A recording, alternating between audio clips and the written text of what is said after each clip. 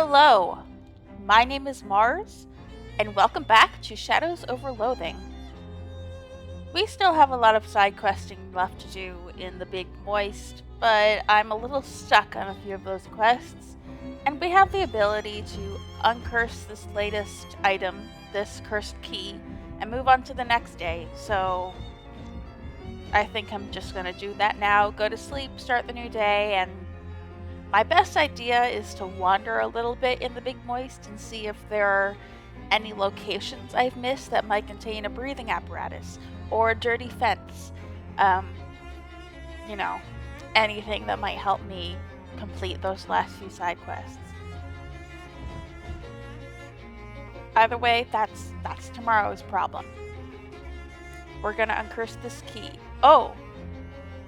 The cursed fishing rod, remove your GS. I didn't realize that was an option.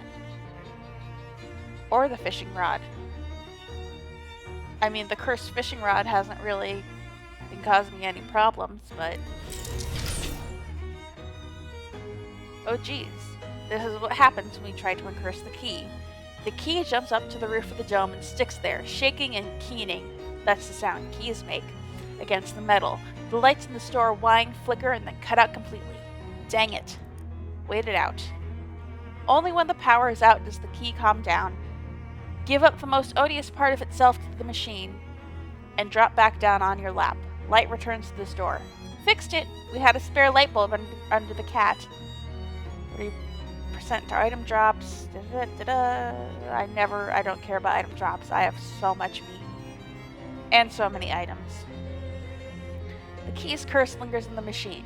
It is itself an arcane lock, to be solved only by a projection of consciousness. Do it.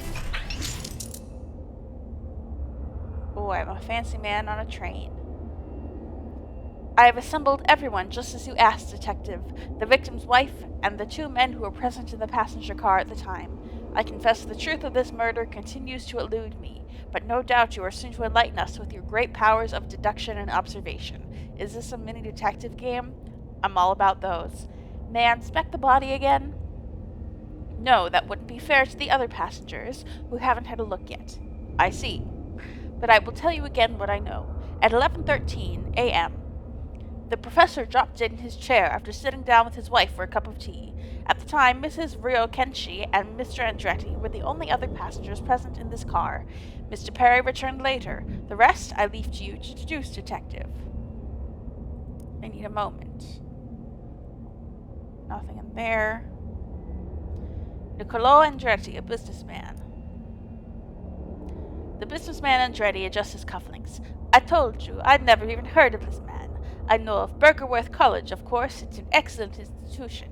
But I didn't know he was a professor there. Now come on, let's not delay our journey further. I'm traveling with 19 suitcases of exotic rubber to make new and exciting wheels at the factory.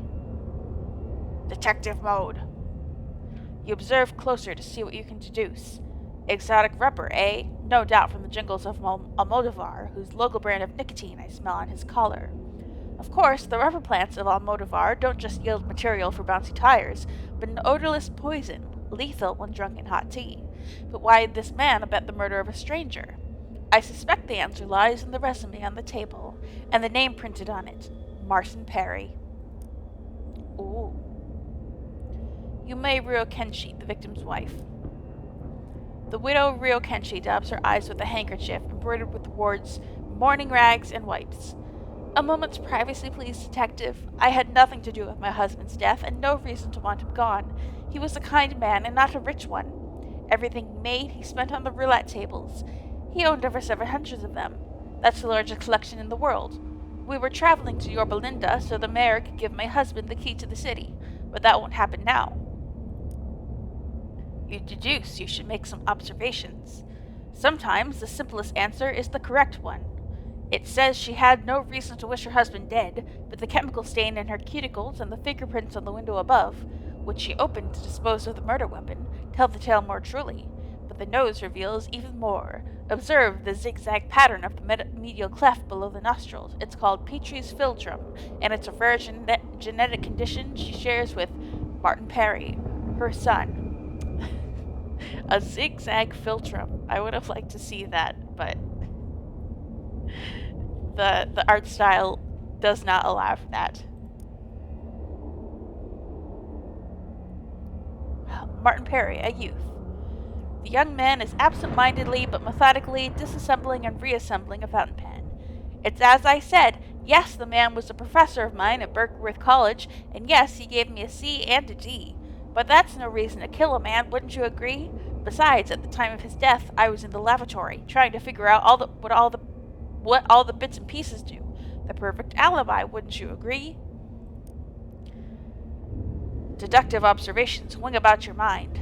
He's right. A mere C and D are no reasons to kill one's professor. But is that the whole story? Observe how the boy tinkers with the fountain pen and the train lavatory. He fancies himself a mechanic, but he wouldn't get a foot in the door of that profession if his C and D stood for car dunce. Nobody would be able to hire him. Unless the professor who awarded those ignominious grades died. In that event, every grade he ever gave would be voided, and this young man would take a plum job in car manufacture and start earning the big bucks. I mean, I think it's pointing us pretty obviously to who the killer is. The train coroner. That's a thing they have on trains. Yes, detective? I have solved this murder. I was never in doubt, detective. Now tell us all what happened here. The victim was poisoned by a giant dog. Yume Ryokenshi. What? Please, all will become clear. With exotic poison from the Almodovar rubber tree. To void Martin Perry's car dunce grade so he can make tires for Mr. Andretti. Young Martin Perry dreams of working on cars, and his fresh ideas excite Mr. Andretti, who runs the tire factory. But Master Perry's professor has effectively blacklisted him as a car dunce, unemployable. What to do? Kill the professor, of course, and void that odious grade. Here the plot becomes more wretched. Master Perry's mother, Yume Ryokenshi, marries the professor and arranges for him to be present on the very same train as Master Perry and Mr. Andretti, who supplies an undetectable poison, administered by Ms. Ryokenshi, and voila! No more professor, no more car dunce. But there is one thing our three conspirators did not count on. Me. Pause for applause. I'm not ashamed. Any parent, sir, would do the same, as would any manager seeking new talent with interesting ideas about tires. If you call someone a car dunce, you're branding them for life, and you're responsible for anything that happens next. How awful, the three of them in it together. Tell you what, detective, at the next stop they can all get out and take the bus. A sick business. Quite so, but a wonderful feeling, I think, to be possessed of great gifts, great powers of deduction and observation, and to use them. Here's another. A gift, that is. Call it a reward. A gift from a train coroner in a dream, or in something. Take the ring. Nice ring, isn't it? Look what rewards accrue to the powerful. Look how the world itself reveals itself at your touch. I must take my leave. I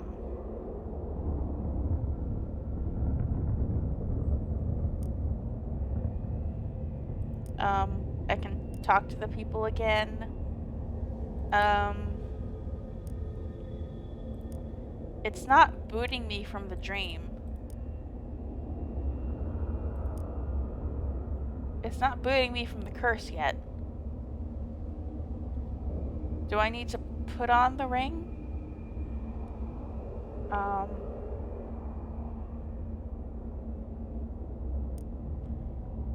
You really are as good as the Paper City detective to sniff out that my C and D grade stood for car dunce. Yes, I put the whole plot in motion, of course I did. Getting called a car dunce ruined any shot I had at a career in wheels. But a man's entitled to make a living, wouldn't you agree? This was the only way. I admit, detective, I poisoned my husband. Oh, but spare me the reproach. Wouldn't you do just as I did if some scoundrel of the ivory tower branded your son a car dunce? No? Then I dare say you are not a parent, sir. I confess, detective, I supplied the poison that killed the professor. But wasn't it worth it? Look at this resume of Martin Perry. Look at these interesting ideas he has about tires. Bouncier, globular, backwards. Is the life of one man worth more than bringing new and innovative wheels to the world? Yes, I did it. I did so I could hire Mr. Perry, and I would do it again tomorrow. And don't lie, detective, you would too. Okay, I don't know how to leave this curse.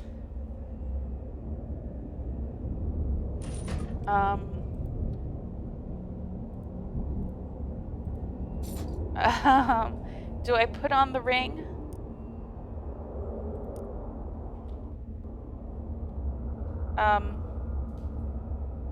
Do I need to get it wrong? Smushed by you with big feet. To protect someone or something.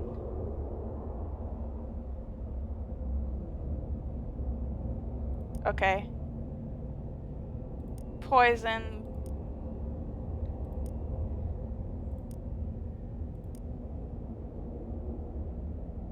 Okay. I need to put on the ring, but how do I do that? Inventory. I don't know how to... What am I supposed to do now?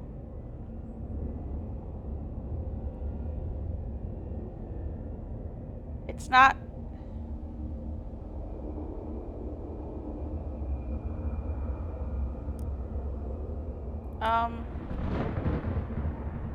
Poisoned by me.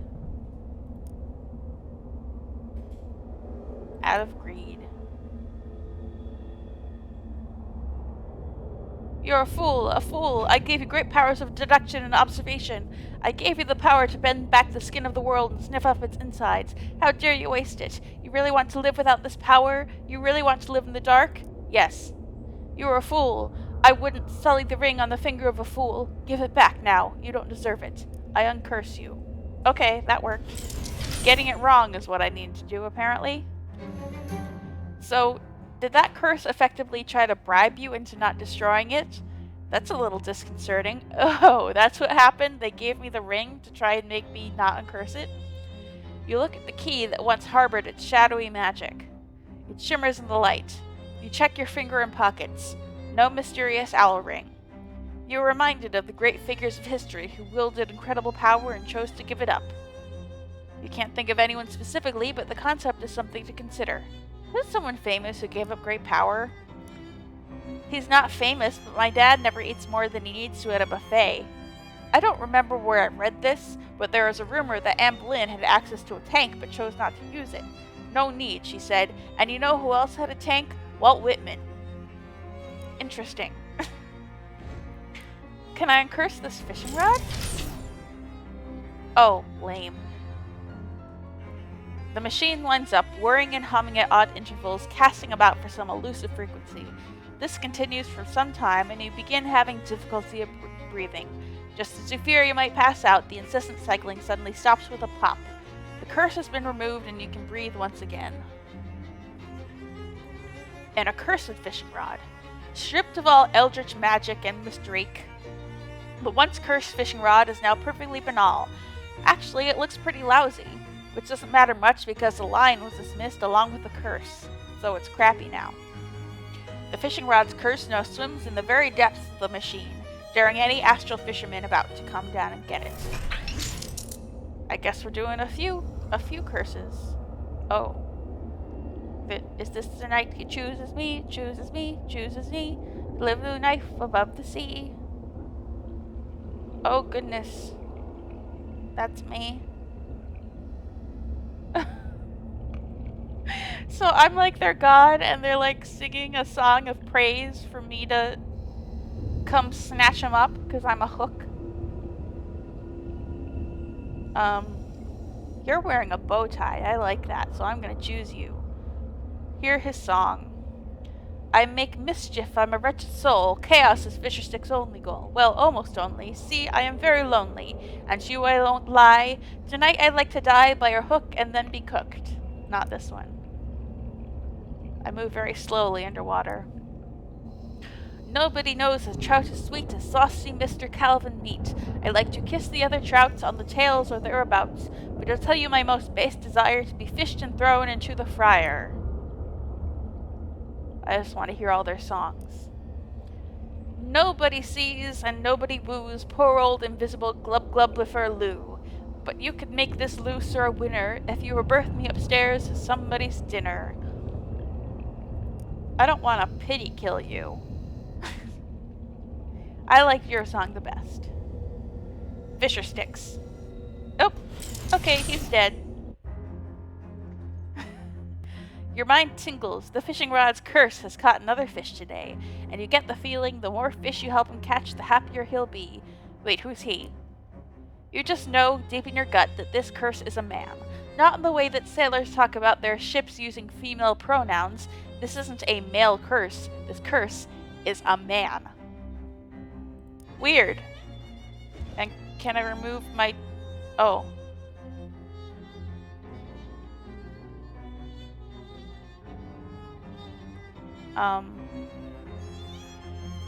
Projected to a previously severed curse? Uncurse? Remove my GS? Why were there options?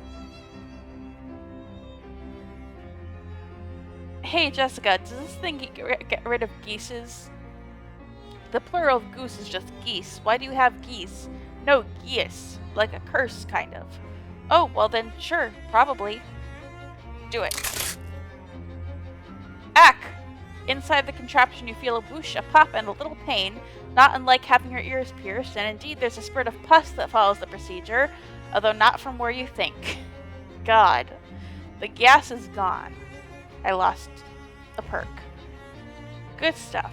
Okay. Alright. Well, I probably have time for a dream then.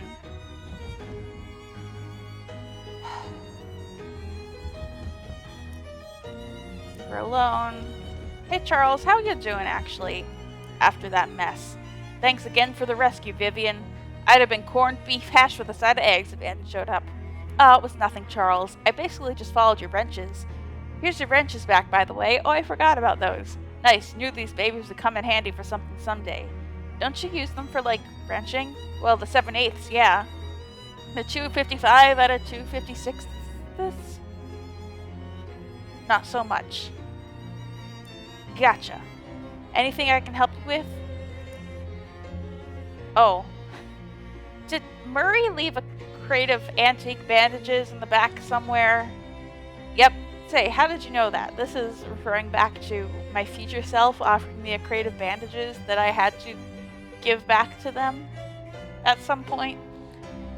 It's a long story. Actually, it's a pretty short story, but it's one that makes me sound insane. Can I have them? Sure thing. Wait, you already have the crate right there. This is a different crate. Well, actually, it's the same crate, but it's a different same crate. You're right, you do sound insane. Hang on a sec. Clearly you can't carry around two of the same crate, they might explode or something. And anyway, lugging around one big old wooden crate is enough of a hassle, let alone two. You open the crate, rummage around inside it until you found all the bandages that still look usable, and chuck the rest into the trash bin in the alley. It's a combat item. They don't make these things like they used to, probably because it turned out they're like 75% poison. Restore 15 HP, and I got 6 of them, that's pretty good. Okay, now can I have the crate? Sure. He goes into the back and returns with an identical old wooden crate and a determined not to ask sort of expression. Thank him. Don't mention it. Alright, I guess I'm gonna go to bed now. 4th store. Jardware's hardware. Advanced pants. 10 things I had about you. A hat store, I presume. Terrible name. Hardware store. Okay, I'll get them moved in and get the next storefront ready for applicants. I'm guessing it's combat items. You find a hook on one of the ceiling beams and hang up your new refrigerator. Cool. This fridge is fully stocked with terrible Gatorman beverages. Gatorman Cola. Increases max HP by 11. The only reason this isn't the worst beverage you can imagine is that you can imagine the same beverage except warm. Crafting desk. Nice.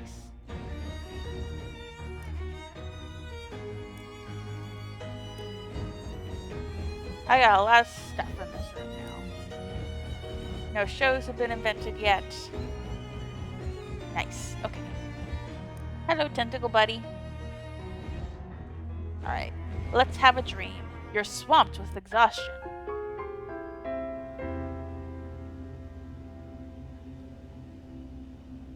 Oh, that's not me.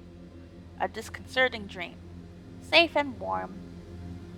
Today is October 20th, 1902. Oh my goodness. I have a prediction.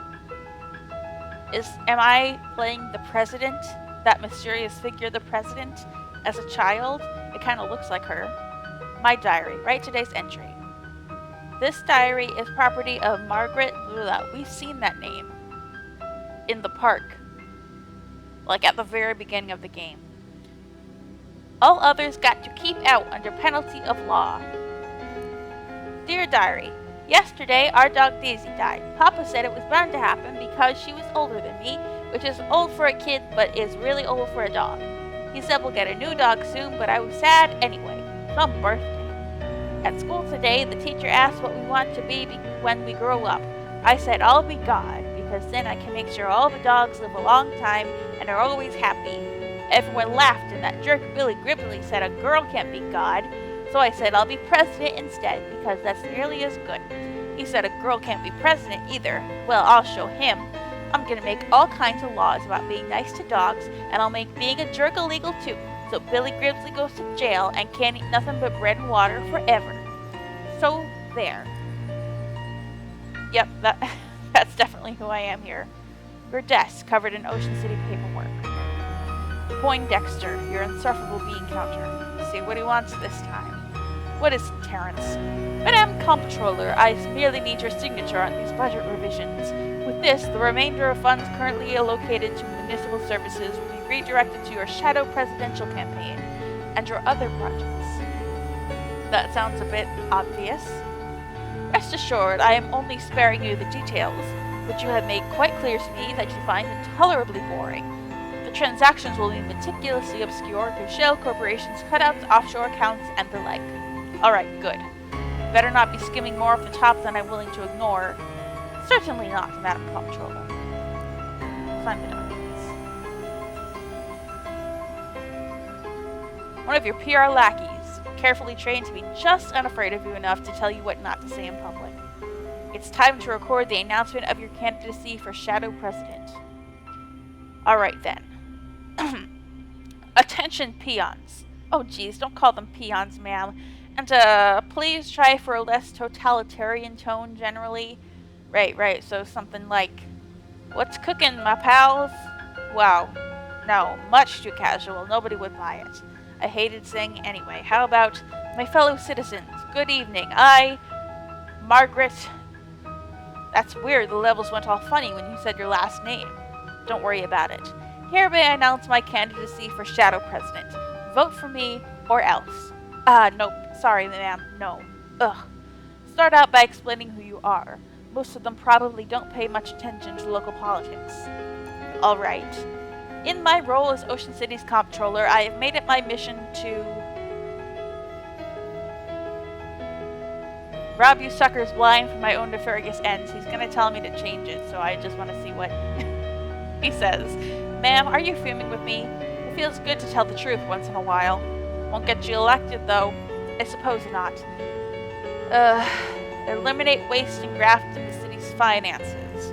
And I am proud to say that I have been completely successful through my program of shutting down needlessly wasteful civic programs, thereby ensuring none of you have the time or energy to protest my actions. They probably don't want to hear that, ma'am. I suppose not. Also, that's more of a convenient side effect of your policies, rather than their basic purpose. Oh, that's a good point. Okay. Thereby reserving your valuable taxpayer meat for the things that actually matter. Things like mom, baseball, and apple pie. That's pretty good, but if it isn't a cliche yet, it will be soon. How about things like family, prosperity, and freedom? I'm not trying to hear all of his reactions.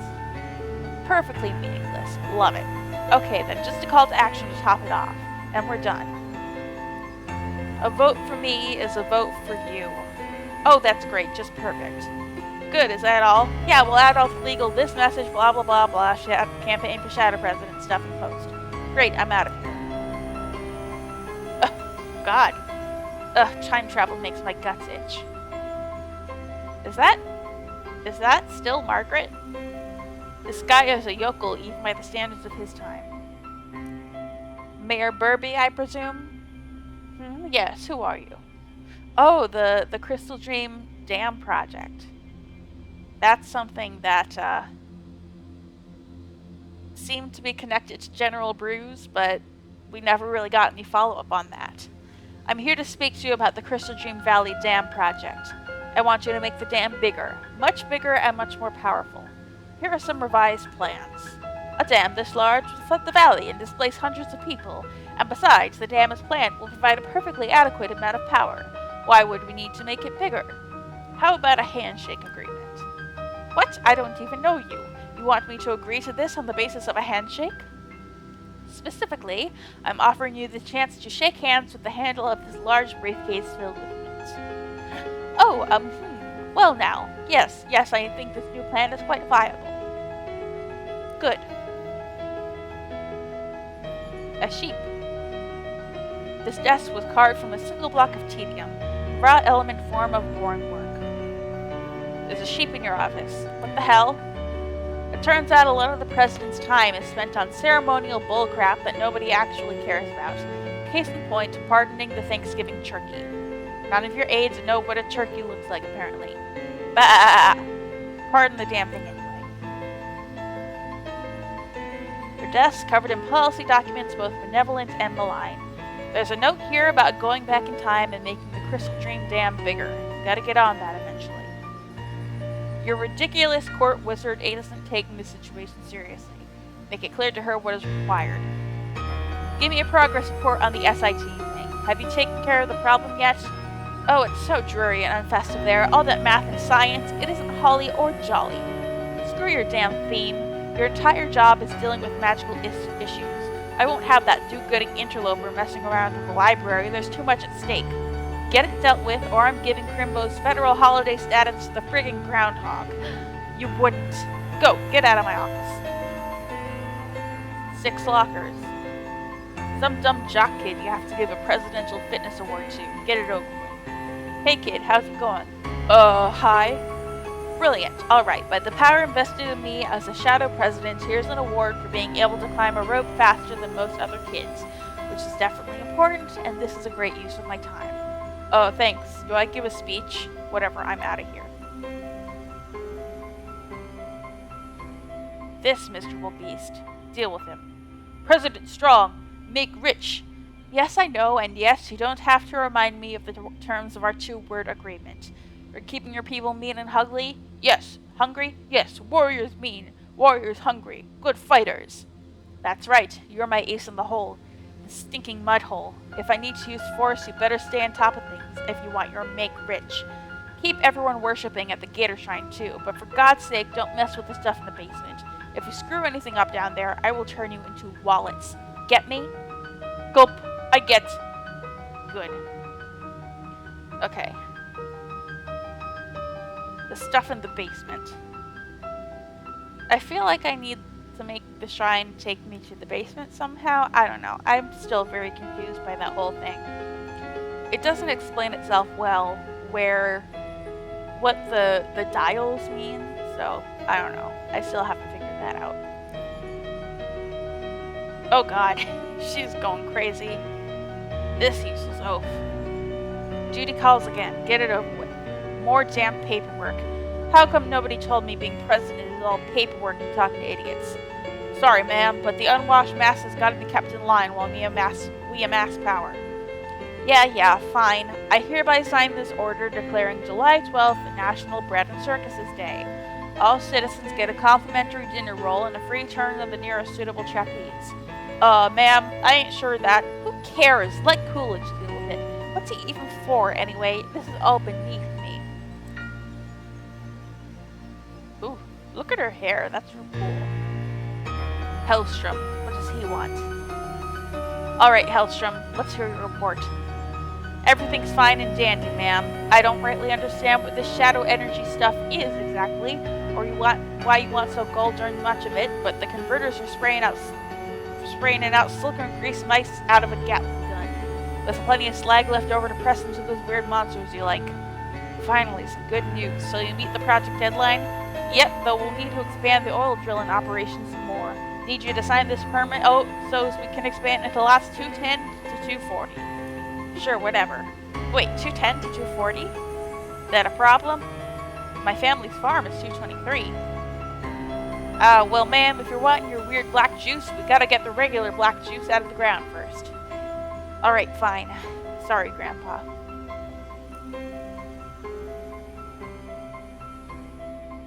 Enough of this.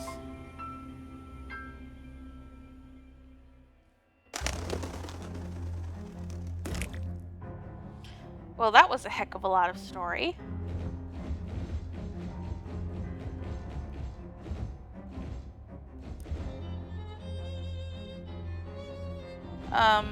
While I process that, I'm gonna get all my effects. Consider the orb. Yes, yes, very good. Okay. Let's just see how she reacts to that. We got a signal from a signal. Wait. We got a signal from a sickle. You know, the farming tool thing? It's over in Gray County somewhere. Mostly nothing but farms there, but there's a store that's been open since forever. The owner's name is Jasper. He knows Murray. He'll probably help you out. Here's a map. This is a diner placemat. It literally... I've been talking for half an hour. It's hard. It literally has a map of the county right in the middle of it. Oh, I'm just impressed you found a way to give me an actual map while still giving me a thing that isn't a map. Okay, we didn't actually get much of a reaction from that dream, but... Vivian doesn't actually seem to take much stock of what happens in her dreams. She just has them, and then we have to deal with the consequences. Alright. That was a good episode. I had fun in that one. Even though that key tricked me. That key tricked me into thinking that I had to actually solve the murder. It bribed me. That was kind of fun. Alright.